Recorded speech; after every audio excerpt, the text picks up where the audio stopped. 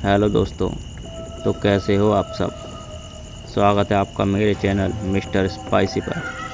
तो बिना time waste करते हुए स्टार्ट करते हैं आज की स्टोरी। गांव के बाहर एक गहरी झील के पास सदियों से एक भयानक कहानी सुनाई जाती थी।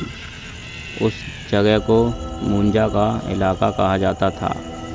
रात होते ही लोग उस ओर जाने से कतराते थे, क्योंकि वहाँ पर अजीब घटनाएं होती थी। कहते हैं कि जो भी उस इलाके में जाता वह कभी वापस नहीं लौटता।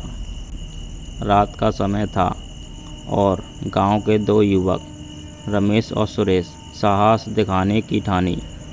उन्होंने तय किया कि वे मुंजा के इलाके में जाएंगे और सच्चाई का पता लगाएंगे।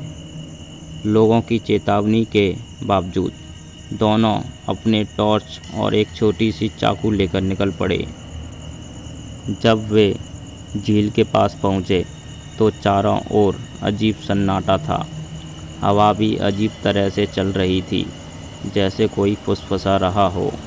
झील के पानी में हल्की हल्की तरंगें उठ रही थीं, लेकिन कोई वहाँ नहीं था।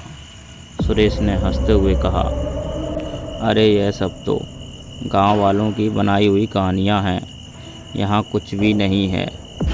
रमेश को कुछ अजीब लग रहा था, लेकिन वह भी हंसकर सुरेश की बात से सहमत हो गया।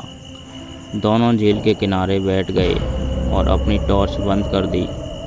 अचानक झील के पानी में कुछ हलचल हुई। एक लंबी पतली आकृति पानी से बाहर आई। वह आकृति कोई इंसान नहीं थी, बल्कि वह मुंजा था, एक प्राचीन आत्मा जो सदियों से इस झील के नीचे कैद थी।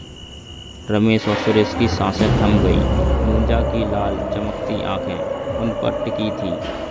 वह धीरे धीरे उनकी ओर बढ़ने लगी। सुरेश ने अपनी चाकू निकाली और उसे लहराने लगा, लेकिन मुंजा के सामने वह चाकू कुछ नहीं था। उसकी एक भयानक चीख से दोनों युवक अचेत हो गए। अगले दिन गांव वालों ने झील के किनारे पर रमेश और सुरेश की लाशें पाई।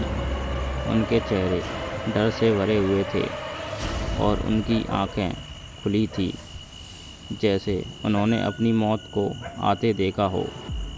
गांव के बुजुर्गों ने कहा, यह मुंजा का ही काम है। उसने फिर से अपने इलाके में किसी की हिम्मत को तोड़ा।